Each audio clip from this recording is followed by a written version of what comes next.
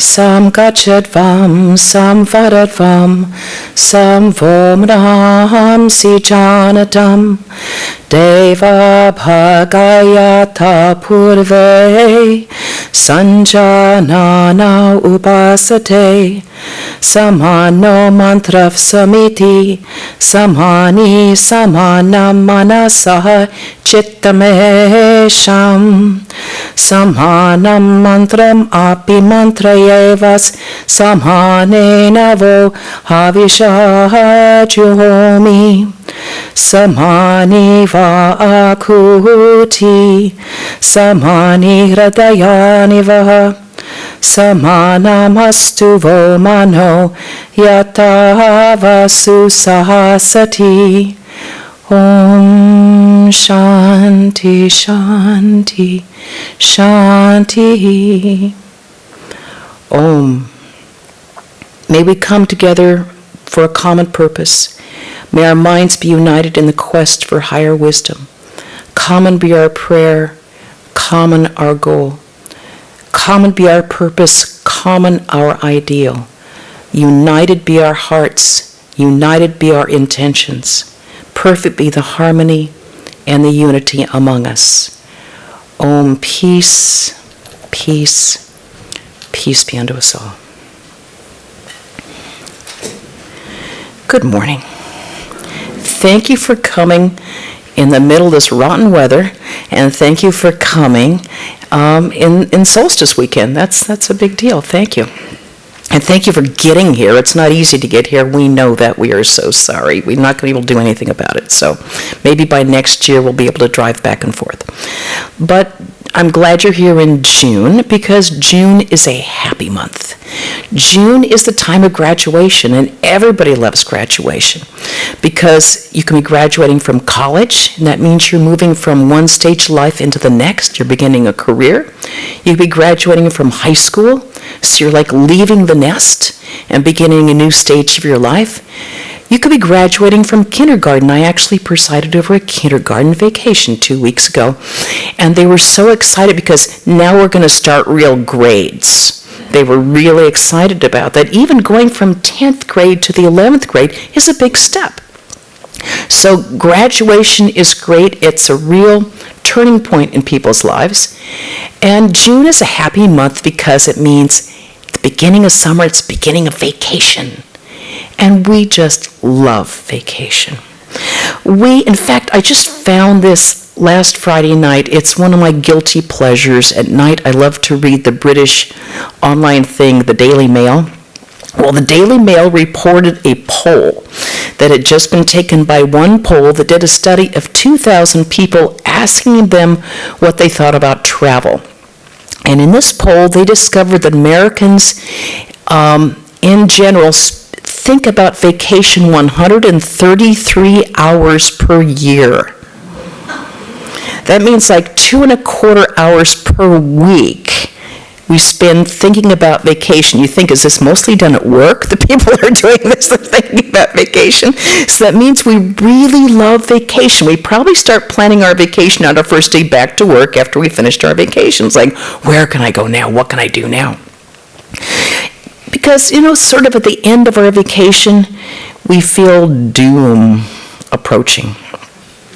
All good things come to an end, and we've had such a great time. But the time comes when vacation has to end. All good things, and we have to leave our vacation and go back to the daily grind. And then we're our last week of vacation. It's like there's 3 days left. There's 2 days left. Oh no, it's like, oh my God, can I get all this? I want so much to do, some more in my vacation. 1 day left is, oh my God, tomorrow I've got to go back. And we go back and we go back, and it's the daily grind. And people, when we go back to our school or back to work, they say, oh, you look so refreshed. But within the morning is over, and it's like all the pressures, the stresses, the responsibilities flies back on the top of our head, and we're feeling, oh my God, I want to go on vacation again. So how do we stop so we don't have to deal with this daily grind? I was kind of curious, it's because we love vacation. These sweet memories are here.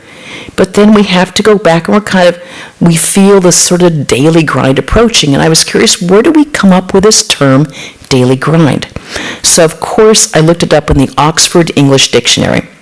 And they said the daily grind is steady, hard work, labor, that's with an O-U-R, labor, of a monotonous kind, a dull and laborious task. And the expression actually goes back to England circa 1851, when a grind was an exaction. It was an oppressive action, and they gave for an example that people would be forced to sit in their chairs for 14 hours to take a test or to work on a particular problem. That was a grind. Now, the more recent definition I found was in the Urban Dictionary, where it said that the daily grind is the boring, mundane parts of everyday life. A daily monotonous job or task, such as being caught in slow-moving commuter traffic. Think 405, think 101 from Carp to here. And they gave this great example in a sentence. They said, Joe is returning to the daily grind after a 2-week vacation. It's like, oh yeah, that's what I'm talking about. Bingo. Perfect example, the daily grind. We have this beautiful vacation, then it's back to the daily grind.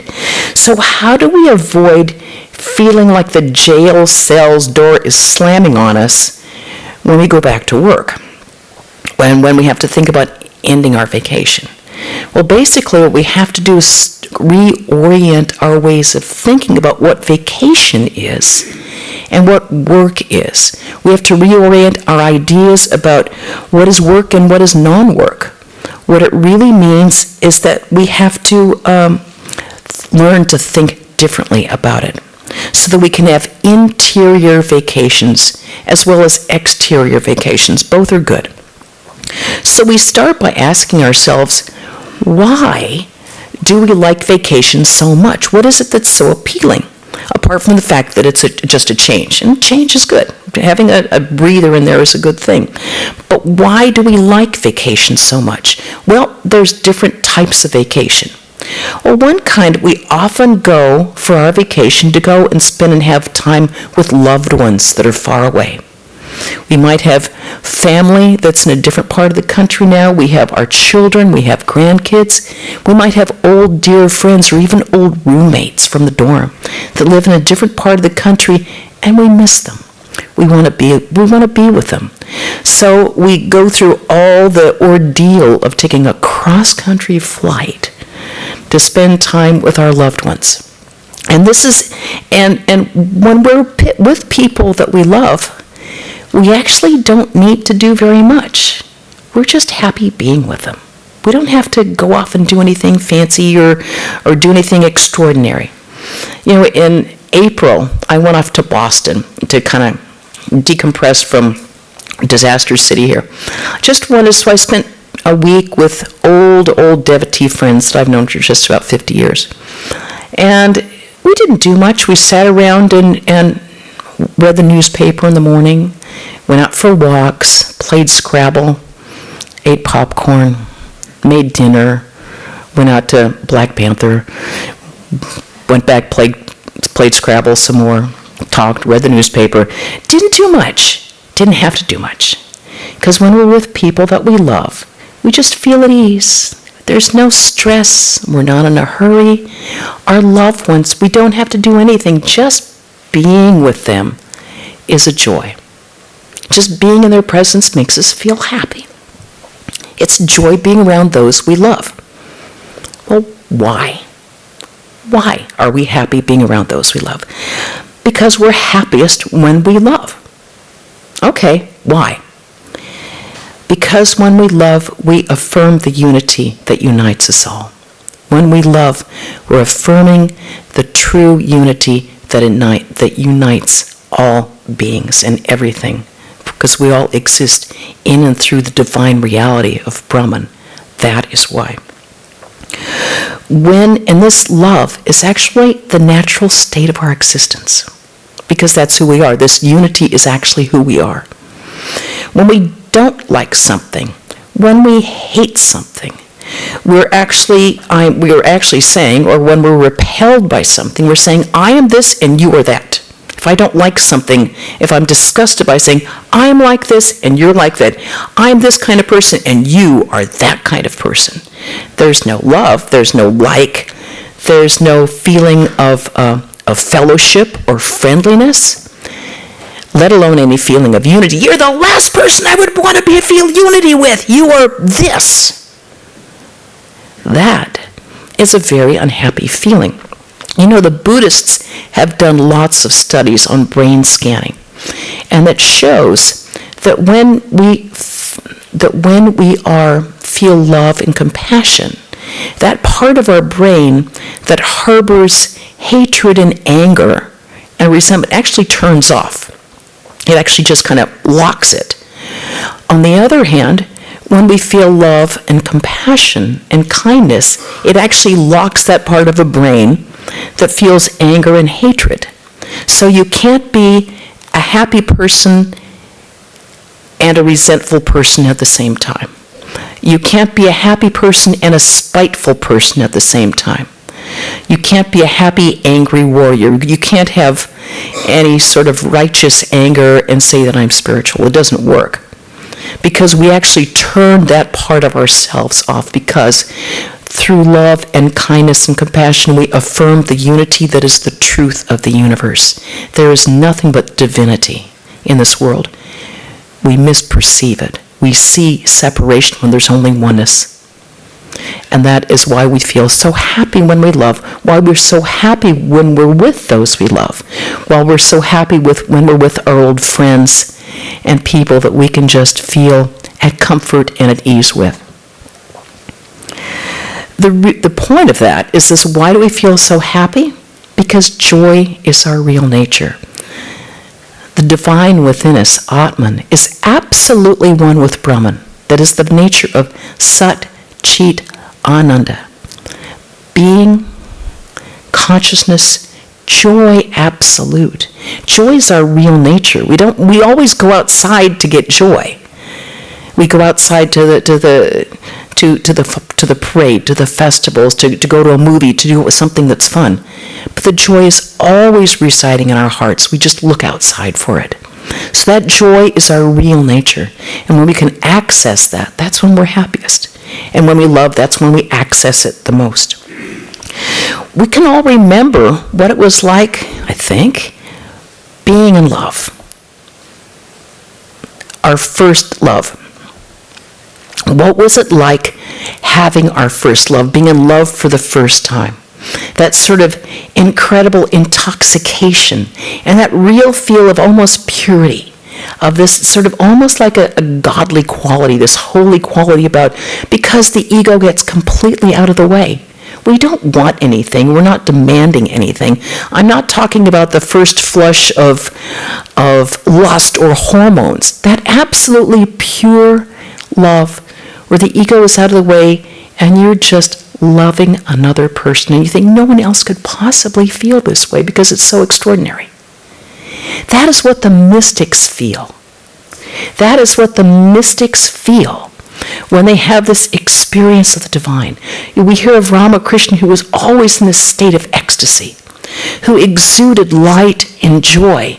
You never saw Holy Mother, who was with him for how many years, said, we never saw him frown, we never saw him unhappy. He was always joyful because he lived in the love of God. He lived in the experience of God, and he was connected to joy the whole time. That was what it's like. On all these great mystics of the world live in this joy. And that's why we love being around genuinely holy people. If you've ever had the experience of being around a God-realized soul, what a joy. They don't have to say a thing. You just sit there. We would go and visit Swami Swahananda down in Los Angeles and just sit in his room while he watched the Mahabharata. No, we didn't talk spirituality. And it just, you felt your mind go up, just being in the presence of such a holy person. Any holy person who has their mind in the divine, our mind raises up because they're in the joy of the divine. And that is contagious. It just transmits through them. We can all get there when the ego goes out the way. When we get the ego out, the Lord takes over. God comes in. And then we can truly be happy. And the truth is, we love to love, and love is its own reward. There's no greater reward than this love. There's no bargaining. There's no expectations. There's no you do this and I do that. You put down your chip and I'll put down mine. With real love, there's just love. Holy Mother Sri Sarda Devi was renowned for her unselfish love. She literally saw herself as the mother of all. That she never asked, never made a request, nothing. She literally saw every being as her child. One of her disciples, Swami Paramashananda, said, "Mother, you say are you really the mother of all?" "Yes. Yes, my child." "Are you really the mother of all?" "Yes." "Even these animals?" "Yes, my child. Even they." That sort of all-embracing, unquestioning love that is happy, that it finds expression in absolute, pure love.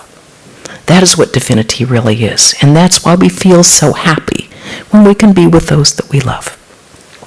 So when we bid our loved ones farewell at the airport, "Bye, gonna miss you," how can we replicate that feeling of love and belonging? How can we get there ourselves? Well, by recognizing that we really love the divine the whole time. That it was the Lord that we loved. It was the divine within that we loved the whole time. The Pravrajika Upanishad has this wonderful passage in it that says, "The husband loves the wife not for the sake of the wife, but for the self, but for the divine within the wife. The wife loves the husband not for the sake of the husband, but for the sake of the divine, the self within the husband. The parent loves the child not for the sake of the child, but for the sake of the divine, the self within the child." And they go through this long list of every relationship we have, everything in this world that we hold dear. It goes through this list and says, we think we are loving for this, but we're mistaken. We're loving the divine the whole time. And that is the truth. We don't love for the sake of the child, but for the sake of the divine.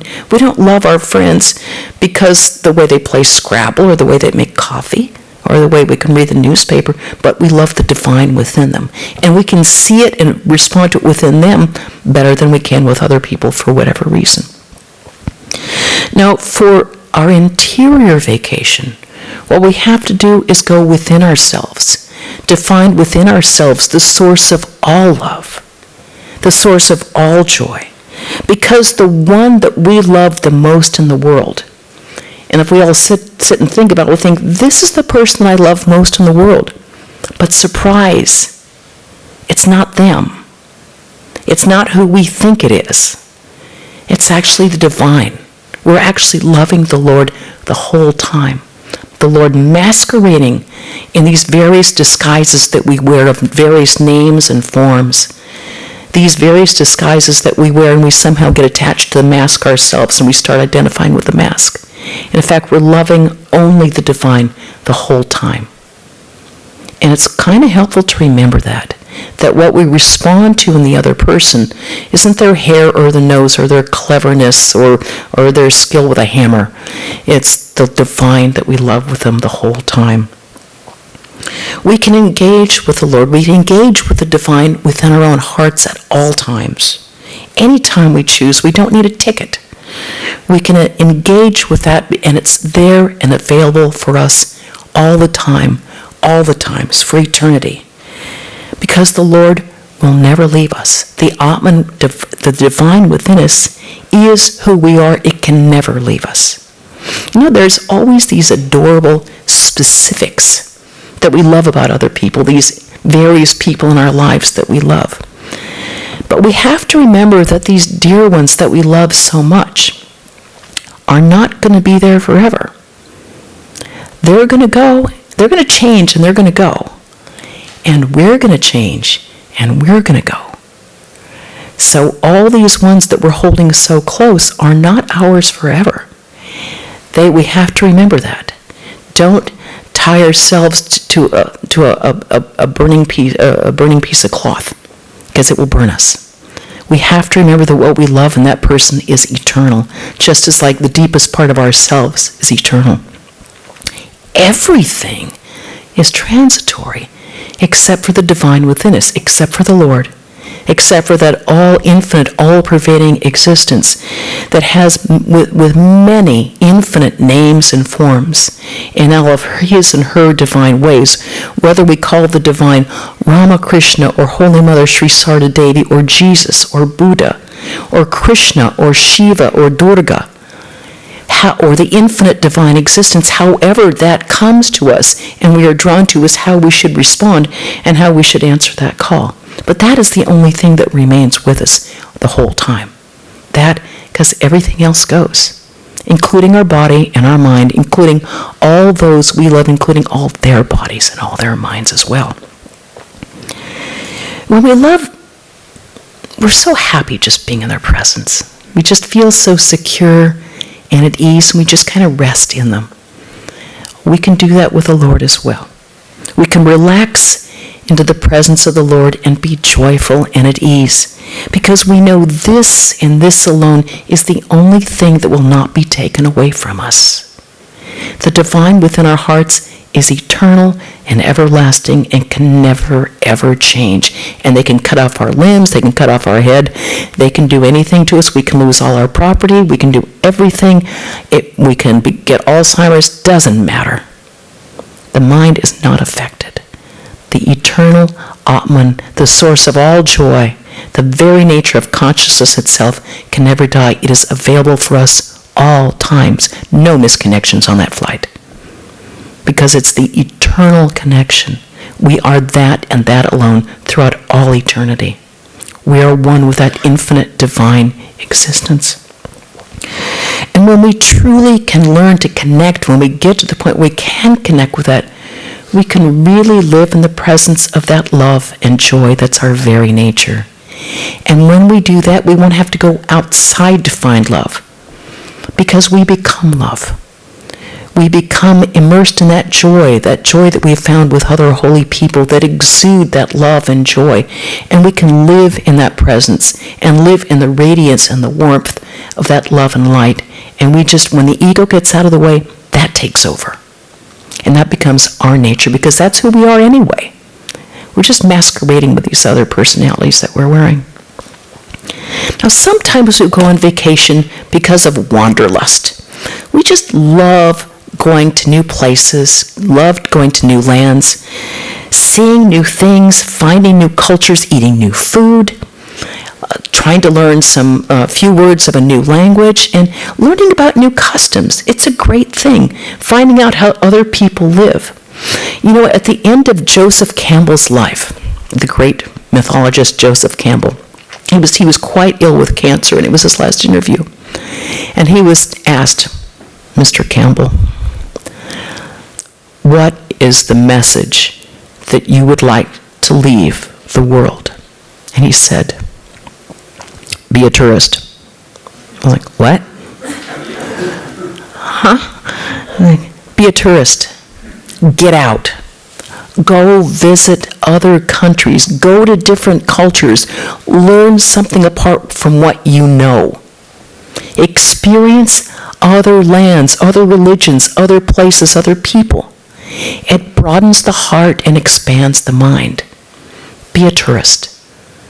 So a lot of us like to go out and be a tourist. I had a great trip to Turkey. I highly recommend it. And we have bucket lists, too, of places that we want to visit before we check out. It's like, what places, what things we want to go to. I have St. Petersburg. I really want to go to see the Hermitage before I leave the planet. If I don't, I'll survive. But we all have our little bucket lists of places that we want to go to, things that we want to do. So we have bucket lists for our vacations. But we should ask ourselves, do we have a bucket list for our life? Do we have a bucket list for what we want out of our life? Because we need to ask ourselves, what do we want to do before we die? Because guess what? We all will die. There's a 100% chance of that. Might be this afternoon, or it might be in 60 years. Somewhere, most likely be somewhere in between there. But we do definitely, it's a finite time that we have to achieve what's in our bucket list.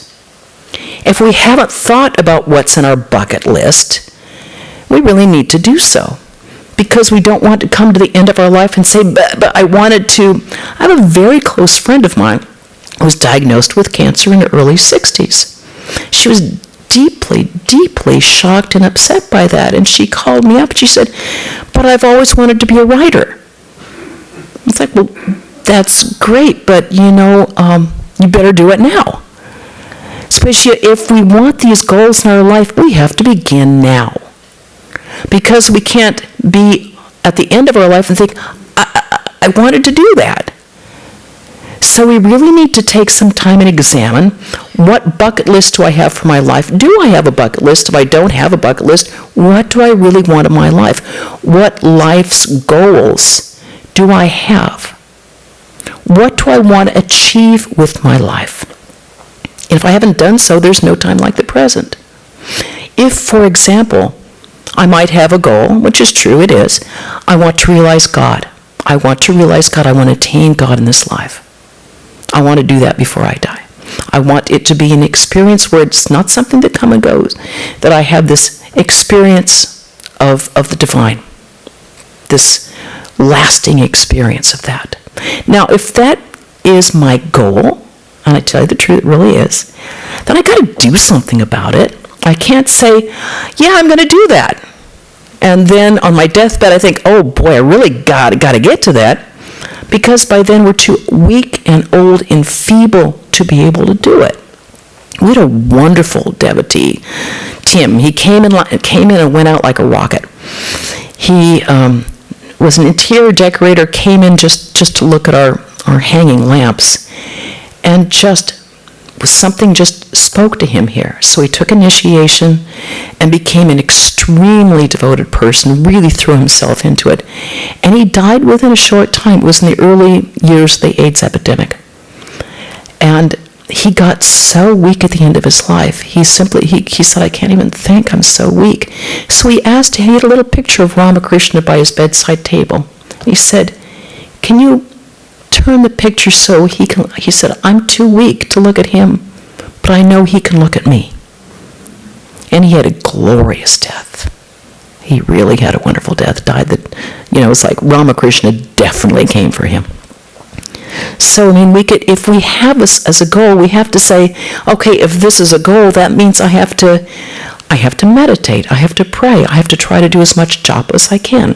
I have to reorient my ways of thinking, my ways of reacting. I have to really examine myself. Am I really trying to achieve this goal, or am I being a hypocrite? All of us have goals unthought of or unstated, so we have to really think about what we're doing to achieve them, if indeed we want to achieve these goals. And we have to really make it our bucket list, like this is what I want to do, and this is what I'm going to do to achieve it, lest I die unhappy and unfulfilled. Because no one wants to think, oh, wait, I know the train's coming, but I still want it, it's not a way to go. We need to be at peace. We need to feel happy and go with a smile on our face. So we need to, whatever we want to do, we need to have determination and strength to fulfill whatever goals we might have.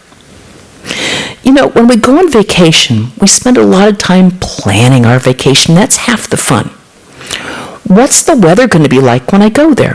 What clothes should I wear? What do I need to put in my suitcase? And that becomes like, oh, God, am I going to be able to put these shoes in? No, they're not going to fit. If I'm in cold weather, if I'm going for cold weather, I don't want to put in a bathing suit, right?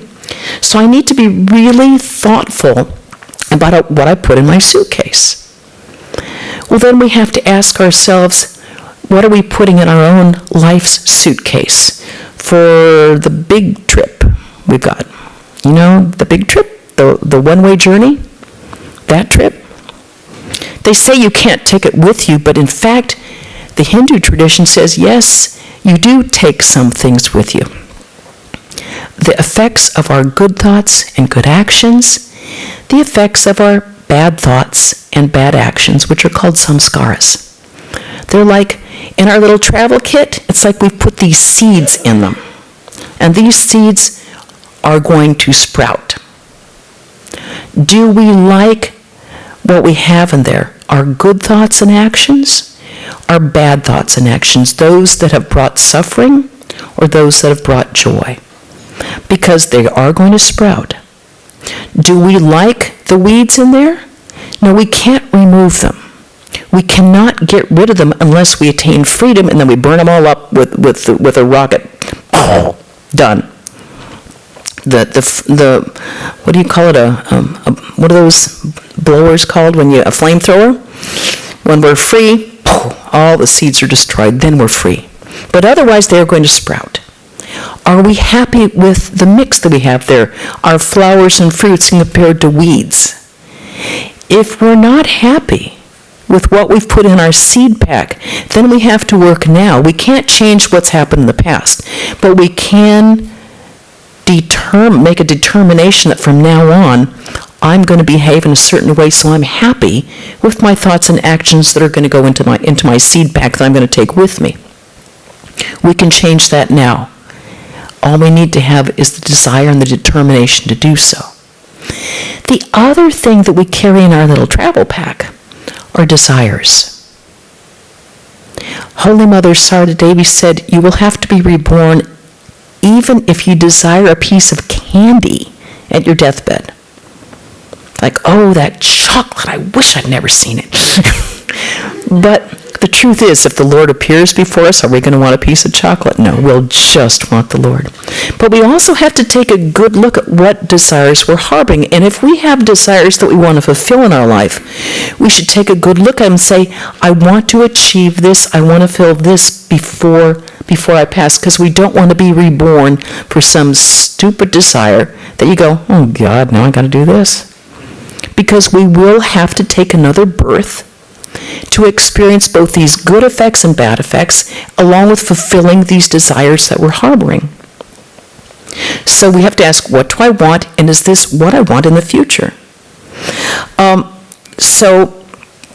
Because we're going to have these things, and we might go to a temporary place where we can experience a very joyful place. We've had really great vacations. I had a friend who went to Bali, so it was like heaven. Or we can go to a really unpleasant place for a while. It's like we've all had vacations from hell. Oh God, have you ever slept on the floor of O'Hare Airport? That's the kind of the vacation from hell. Well, we can go to a temporary place, but then we have to be reborn on this earth or some other planet to experience the results of our good thoughts and good actions and fulfill these desires. Now in Vedanta, the goal is not going to heaven. It's temporary. And then we have to go through it all over again, being born, birth and death, and more birth and death, and again. I remember Swami Prabhavananda standing here, and I was 15 or 16 years old, and he said, some people come to me and they say they want to be reborn again and again, and they shall have their wish. But it's the same old stuff. He had a way of making you feel like these things were like these critters from underneath rocks. It's the same old stuff. So, if you kind of like take a big look at life, you'll see it's just pretty much the same repetitive actions again and again. Get up, go to work, get married, have kids, go up, for eternity. How much do we want to do that? So in Vedanta, the goal is not going to heaven because it's temporary. You got to come back here again. The goal is freedom. The goal is absolute freedom because freedom is our real nature. Freedom is who we are. That's why we crave freedom. Why do people risk their lives trying to go to a place where there's freedom? Why do people with a strong chance of being shot try to climb over the Berlin Wall? Why do people swim from Cuba, try to take a boat from Cuba? Because they're yearning for freedom. We all yearn for this freedom because it's who we are. We hate being confined, being cribbed, being kept in a cage. We see animals in cages, it breaks our hearts. Why? Because freedom is our nature, and that's what we desire because it's who we are. The Atman, Brahman, infinite freedom, divine existence. You can't encapsulate the infinite divine existence. So we yearn for freedom. The problem is desire. And we think the desire is kind of fun, but it's just repetitive. I want, I need, I want, I need, I want, I need, this endless symphony of craving. It's just exhausting. Because you get it and it's like, oh, now what? Now what? Now what? Now I crave, I want something else. You get it. Now what? Or you don't get it and you get frustrated. I wanted that. And then this whole circle goes on. Want, crave, get, like, don't like, start all over again. It's tying ourselves to a stake and setting a fire. Being free from desire is genuine freedom. The Katha Upanishad says, the mortal in whose heart desire is dead becomes immortal. The mortal in whose heart the knots of ignorance are untied becomes immortal. We are that immortal being at all times. We've forgotten it. We become identified with the mortal parts, with the part that comes and goes. You know, another reason we like vacation is because we get to play. As kids, we play, and we love to play. You know, when you would go home from school, and your mother would go outside and play. You go, yes. We go out and we make forts, or we go ride our bikes, or we play with our friends, and we just have a great time. It's dinner time. You come home, and then you don't play anymore. But then when we get to be adults, we don't play anymore. We like to watch, unless we play with the kids or the dogs for a while. But we love to go and watch children play. It's so freeing. We love seeing dogs play. It's so freeing. But we don't do it until we go on vacation. Then we feel like we allow ourselves to just play. And we love that. But you know, in the Hindu tradition, the play has a very important part. It's called Leela. Now, I looked this up in what used to be called accurately the Vedanta word book, which has now been misnamed the Dictionary of Hinduism, which is a poor title, but it was put together by Anandaprana. And Leela is defined as the divine play in which the same actor, God, enacts all the roles. The whole universe is said to be created by God, and he's created the universe for his sport, for his pleasure. And a special manifestation of this Leela is the life of the avatar, or the incarnation of God. Now, in the Gospel of Sri Ramakrishna, we find this interesting conversation with this young man named Hari, who later becomes Swami Turiyananda, comes to Sri Ramakrishna and says, "Why is there so much suffering in the world?" And Sri Ramakrishna answers, "The world is Leela, the play of God. It is like a game. In this game there are joy and sorrow, virtue and vice, knowledge and ignorance, good and evil. The game cannot continue if sin and suffering are eliminated from the creation." And the young man replies, "But this play is our death." And Sri Ramakrishna smiles and says to him, "Please tell me who you are." And that stops him dead in his tracks as it stops us. Because we go in this usual rut of thinking, what will happen to me? What's going to happen to me? This could happen to me. What if this happens to me? And Sri Ramakrishna answers, "Please tell me who you are." And because when the future Turiyananda says, "This play is our death," Sri Ramakrishna reminds him, the death of what? Are you talking about the death of the body and the mind complex? Is that what you're talking about? But that's going to go. It's a very temporary situation. This is here a very short time. Sri Ramakrishna reminds him, remember who you really are. Don't forget who you really are. Sri Ramakrishna said on another occasion, try to find out who this I is. Is it bones, or flesh, or blood, or intestines? Seeking the I, you discover the how. In other words, he said, nothing exists inside you but the power of God. He said, there is no I, only He. There is only God. Now, I got to tell you, this divine play seems pretty personal at times.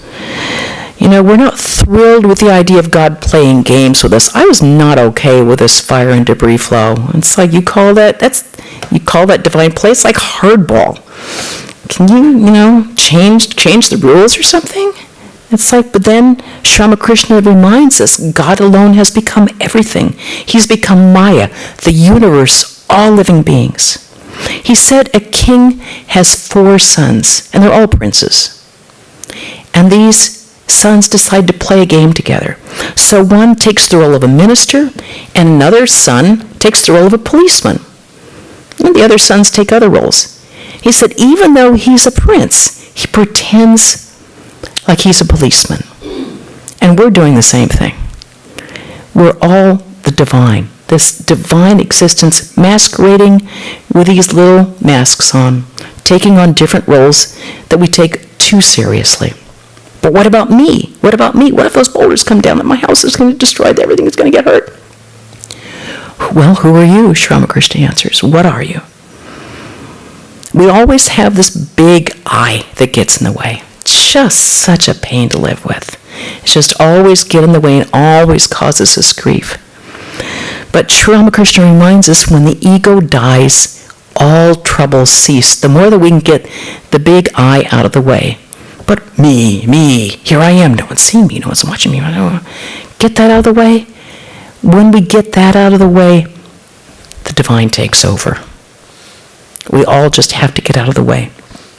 When the ego dies, he says, all troubles cease. Well, we would just love our troubles to end. We would just love that. And that's why we like vacations so much, because we're finally free from stress and from cares. So how can we be free from stress and care all the time? Well, what causes stress? Stress and frustration come.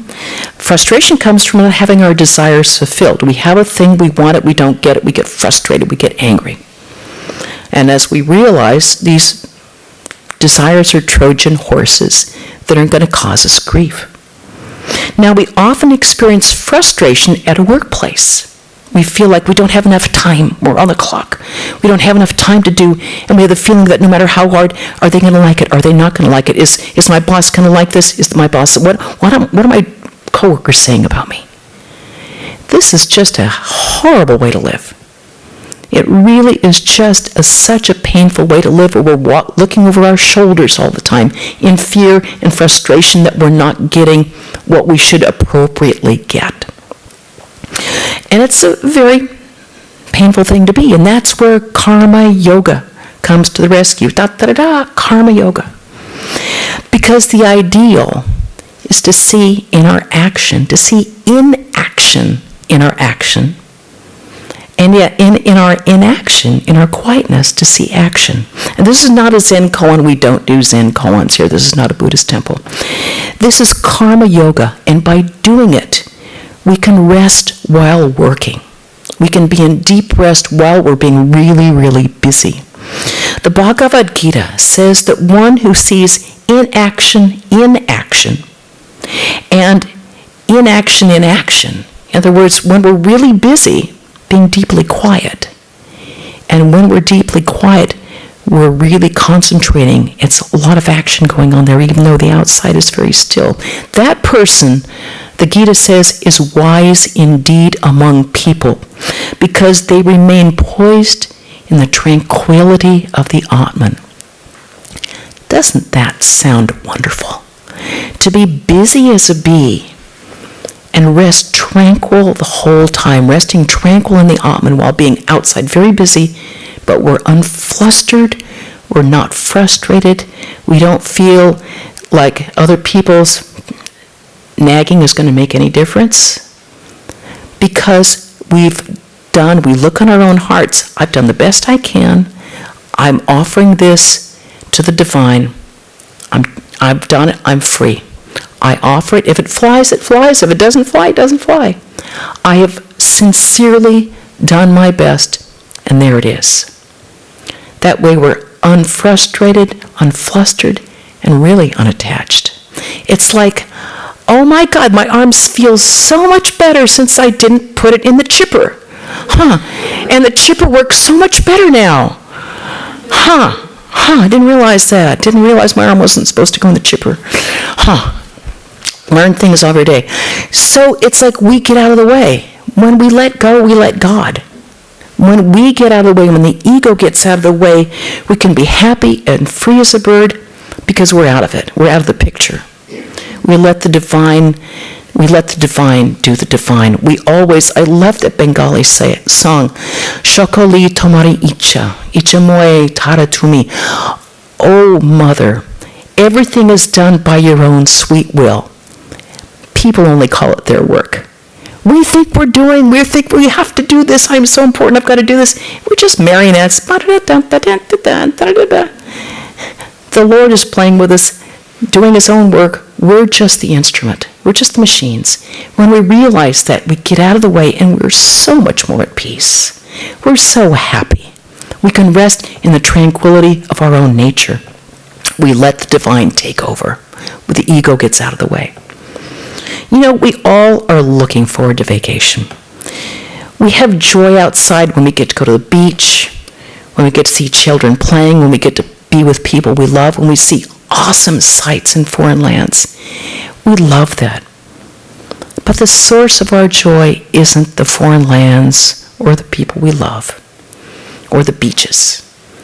The joy is residing in our own hearts. All joy, all wisdom, all grace, all fulfillment lies within our own hearts. And we recognize that. We get to be at peace and on vacation all the time. Thank you. Om Purnamada Purnamidam Purnat Purnam Udachyate Purnasya Purnamadaya Purnameva Vashishyate. Om Shanti Shanti Shanti. Om. Filled with Brahman are the things we see. Filled with Brahman are the things we see not. From out of Brahman comes all that is. From out of Brahman comes, yet is Brahman still the same. Om, peace, peace, peace be unto us all.